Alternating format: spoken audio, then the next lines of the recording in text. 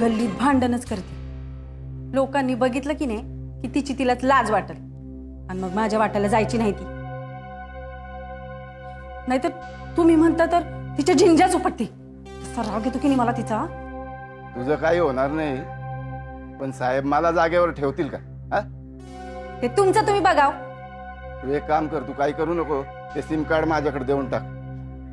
मी बघतो त्या आसावरीचा काय बंदोबस्त करायचा. साहेबांच्या कानावर घालतो आणि तिला गप्प करतो.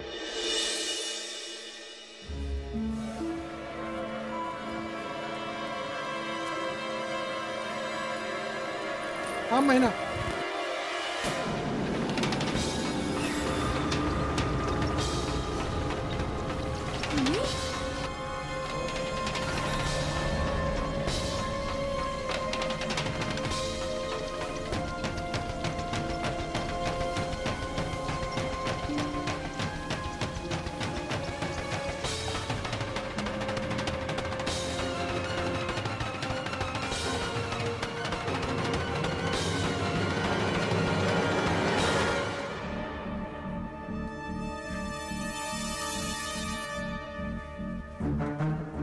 बोला. साहेब तुमच्याशी थोडं महत्वाचं बोलायचं होतं. बोला की. साहेब, आसावरी ताईंना इथून नेलं तर बरं होईल. का? काय झालं? नाही म्हणजे तिने काही प्रॉब्लेम केलाय का? नाही, प्रॉब्लेम नाही, पण आसावरी गुरुजींच्या घरी मुक्काम आला.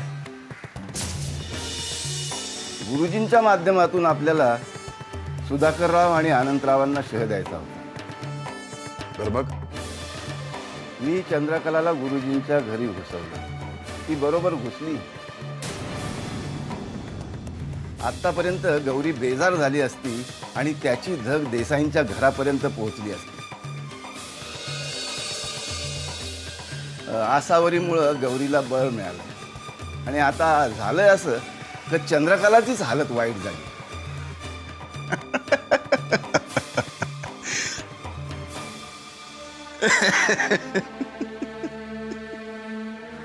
साहेब, काही चुकलं का? तुम्हाला काहीतरी भारी प्लॅन सुचलेला दिसतोय. त्याचं काय संजयराव, की आम्ही वाघाची शिकार करायला निघालो, बंदुका घेतल्या, 4 नोकर बरोबर घेतले, सगळा सामान अगदी व्यवस्थित. आणि तुम्ही आम्हाला उंदराची शिकार करायला लावताय. साहेब, हा, काहीतरी भरीव पाहिजे, एकदम भरीव, सॉलिड. एक तर सुधाकररावांनी आम्हाला चपराक मारायला पाहिजे किंवा भर रस्त्यामध्ये आम्ही सुधाकररावांना.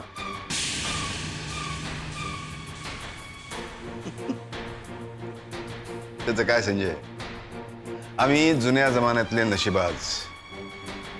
नागाचा डंख लागल्याशिवाय नशा चढत नाही. मग काय करायचं साहेब? काय करायचं? खेळ तुम्ही सुरू केलाय, निस्तरायचं तुम्हीच. मी बरोबर करतो साहेब, पण तुम्ही आसावरी ताईंना घेऊन जा. प्रयत्न करतो. शेवटी काय आहे, शेवटी ती विश्वासरावांची मुलगी आहे. हे बघा, मी तिकडे येतो ना, मग बघू आपण. ठेवू साहेब? ठेवा.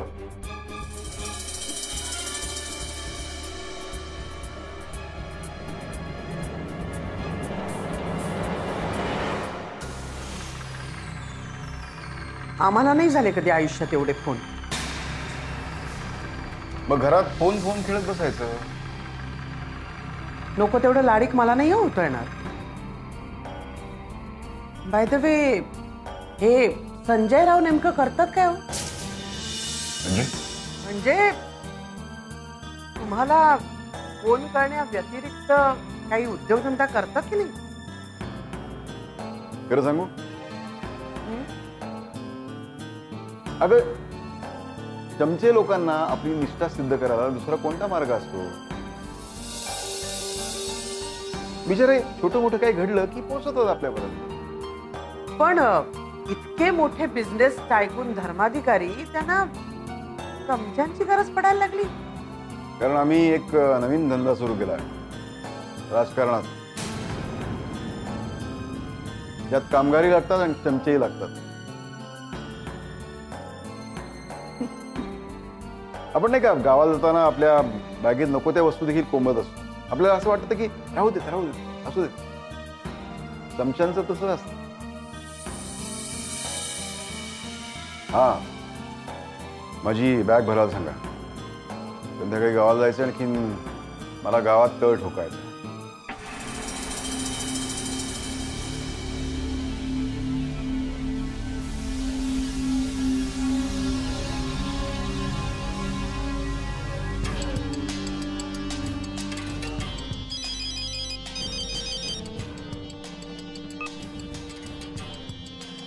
विश्वास, मी येतोय.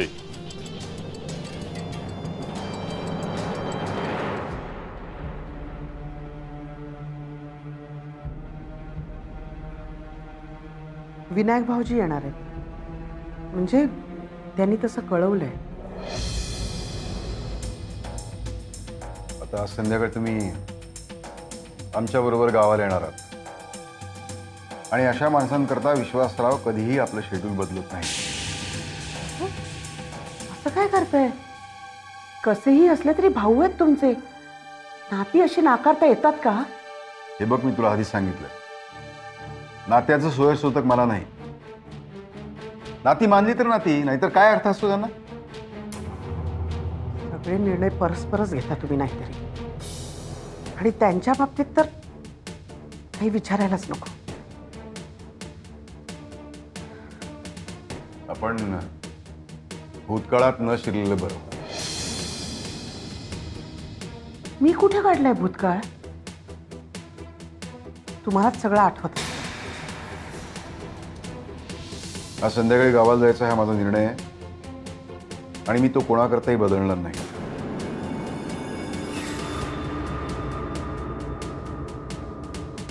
आणि मला असं वाटतं की माझा निर्णय ऐकल्यानंतर तुम्ही कामाला लागलेलं बरं.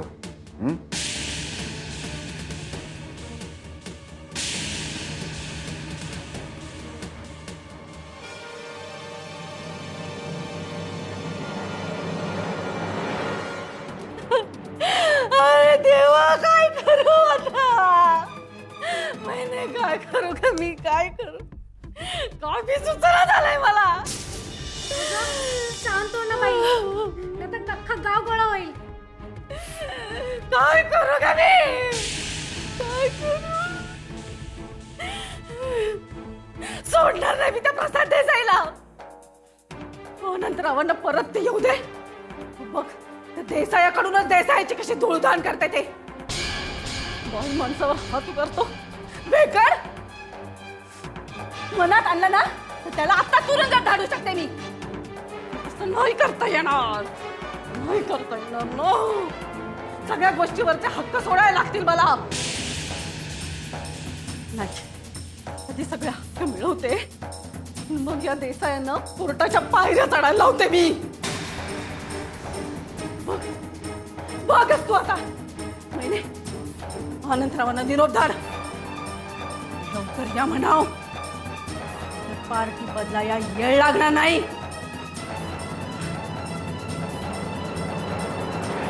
कशा अंधारल्या वाटा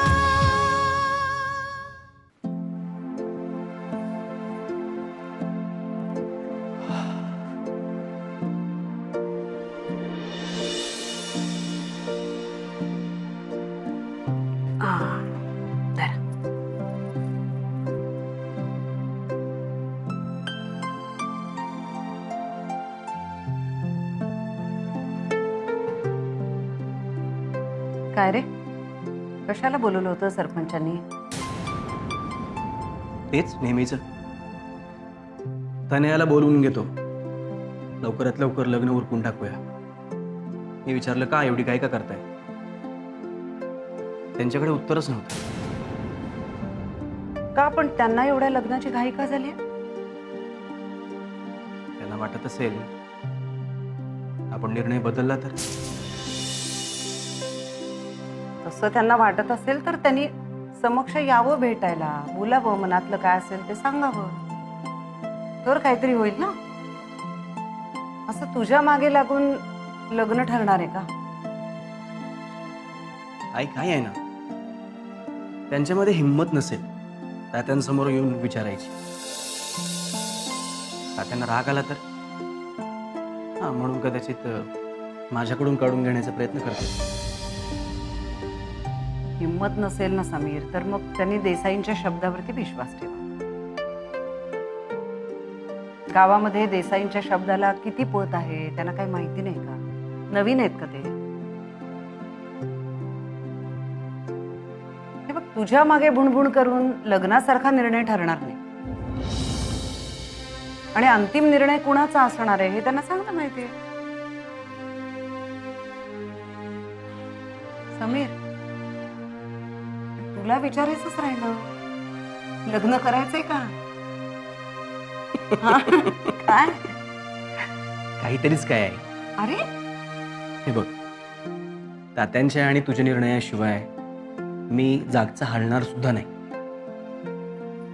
बरं, पण तरी सुद्धा मी यांच्या कानावरती घालते, यांच्याही डोक्यामध्ये काहीतरी असेलच ना. हो नाही, आणि सरपंचांचं म्हणणं सुद्धा बरोबर आहे बरं का समीर. गेल्या काही वर्षामध्ये इतक्या वेगाने घटना घडल्यात ना गावामध्ये, ज्याच्यात तू गुंतला गेलायस, बदनामी झाली आहे तुझी. भविष्यामध्ये असं काही घडलं तर अडचण येऊ नये असं वाटणं साहजिक आहे रे त्यांना. मुलीची बाजू आहे त्यांची.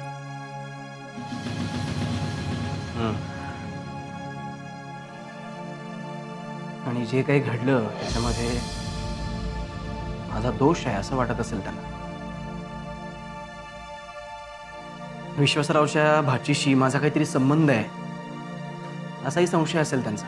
समीर, आता असलं काहीतरी बोलू नकोस. हो, आणि त्याच्यात भर म्हणजे त्यांच्याकडे गाव सुधार समितीची बैठक झाली होती. कुठलाही निर्णय झाला नाही त्याच्यामध्ये. आता याचा तात्यांना राग आला असेल असे तर्कवितर्क काढतायत ते. तू काही तर्क लढवू नकोस, कळलं का? मी यांच्या कानावरती घालते. एकतर निर्णय घ्या काहीतरी, नाहीतर सरपंचांशी बोला असं स्पष्ट सांगते त्यांना. चालेल ना?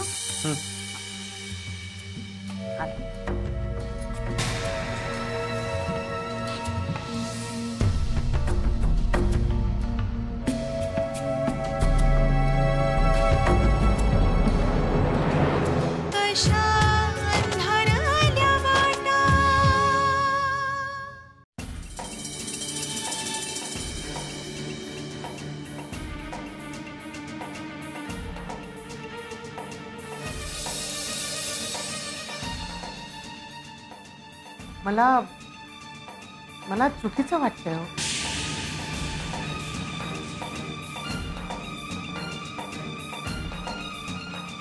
10 मिनिटाच्या आत गाडी येऊन घरी नाही आलास तर गाडी वळवणे फॅक्टरी लावून टाक आणि उद्या येऊन तुझा पेमेंटचा चेक घेऊन जा.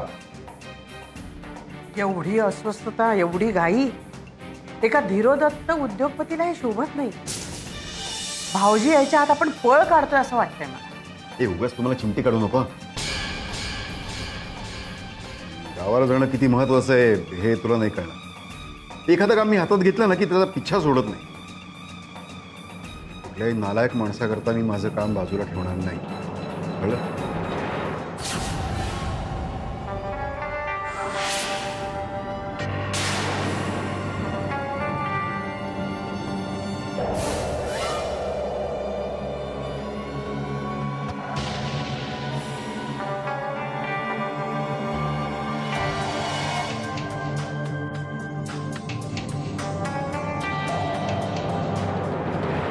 पण पण भाऊजींवर तुमचा का इतका राग आहे तेच कळत नाही मला. तुझ्या या बोलण्याला गावाकडे काय म्हणतात माहितीये? वेड्याचं मत आणि घुबडाचे चाळे. असं बोलणं फारच सिरियसली घेताय तुम्ही. मला इतकंच म्हणायचं होतं की भाऊजी याच्या आत आपण पळ काढतोय असं वाटतं. पळून चाललोय मी पळून चाललोय. अहो कशाला एवढं सिरियसली घेताय? मला जे वाटलं ते मी सांगितलं.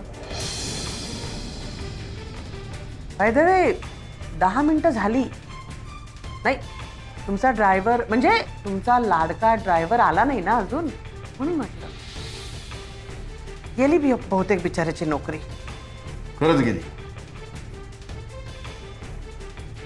आता आपण जायचं कसं? जायचं म्हणजे जायचं. मी स्वतः ड्राईव्ह करीन. काय? हो, आपण निघणार आहोत. मी स्वतः ड्राईव्ह करीन. हे बघा, आपण जाऊया पण तुम्ही ड्राईव्ह वगैरे करायचं नाही. मी सतीशला फोन करते मग तर झालं. कारण माघार घेणं तुम्हाला जमणार नाही ना. हो, आता कुठल्याही परिस्थितीत माघार नाही. मी माझ्या निर्णयावरती ठाम आहे. तर ती बॅग ठेवा, सांगा निघायचं.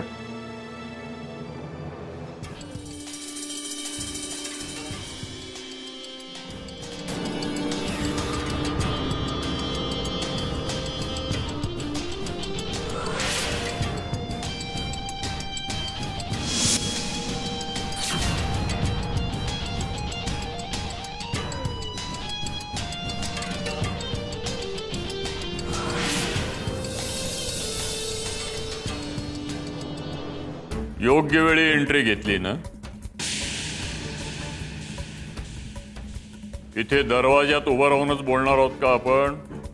काय बोलायचंय सांगतो, जरा दमानं. हे बघ, माझ्याकडे वेळ नाही. आम्ही गावाला निघालोय, आणखीन तू अचानक टपकलास. जो काय व्हायचं तो अपशकून झालेलाच आहे. हा ठीक आहे, बोल काय बोलायचं ते पटकन बोल. आणि एवढ्या गाईत कुठं निघालास? तुला कर्तव्य.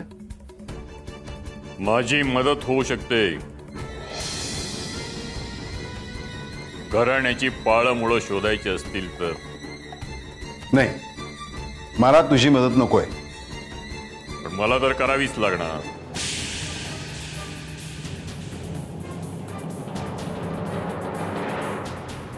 मोठ्या भावाचं कर्तव्य. हे बघ, तू मुद्द्याचं बोलणार नसशील तर बाजूला हो. आज जाऊ नकोस.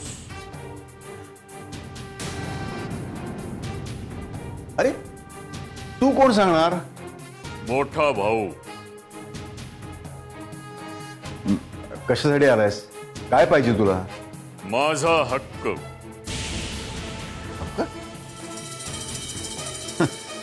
कुठला हक्क? तू स्वतः ड्राईव्ह करत जाऊ नकोस. उद्या जा. मी येईन तुझ्या बरोबर.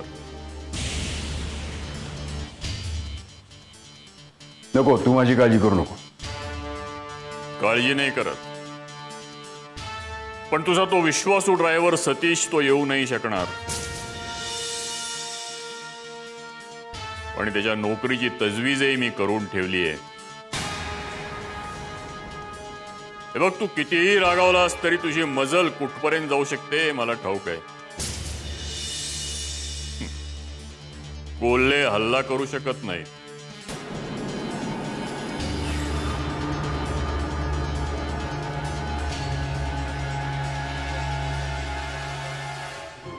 मी काय म्हणते भाऊजी, तुम्ही दोघं शांतपणे बसून बोला ना.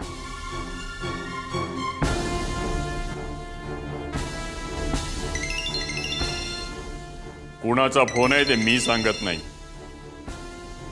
तू घे. साहेब येणार म्हणून चमचे वाट बघत असतात.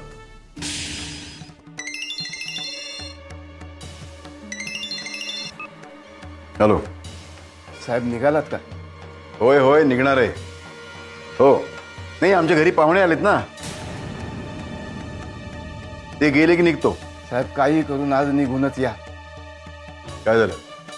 इकडं प्रसादनं चंद्रकलाला घराबाहेर फेकलंय. लई राडा केलाय.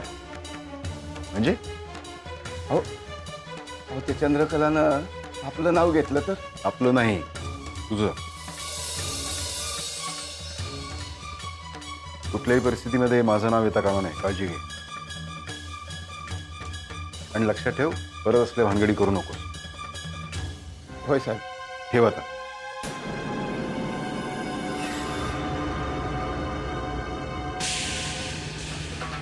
आता उरलेलं आयुष्य भावाबरोबर शांतपणे घालवायचं असं ठरवलंय मी. चांगला निर्णय घेतलाय भाऊजी.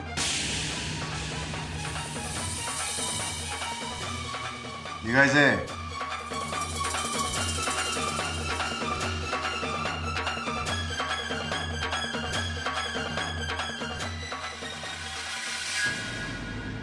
अरे मला जर कळलं असतं की ती बाई गुरुजींच्या घरामध्ये घुसली आहे तर हे प्रकरण मी हाताळलं असतं. तिच्याशी बोलून तुझ्या बापापर्यंत पोहोचता आलं असतं. मग कसं वागायचं अशा बायकांची? प्रसादने जे केलं ते योग्यच आहे. तुला मध्ये बोलायला सांगितलंय मी. तुला तर असंही वाटलं असणार की अरे मी तिथे असायला हवं होतो, म्हणजे त्या बाईच्या डोक्यावर पिस्तूलच रोखलं असतं. चांगलं काय वाईट काय कळायची अक्कल नाही, मला शहाणपणा शिकवतोय. चल निघेतून. 1 मिनिट माझ्यासमोर राहू नको. नाही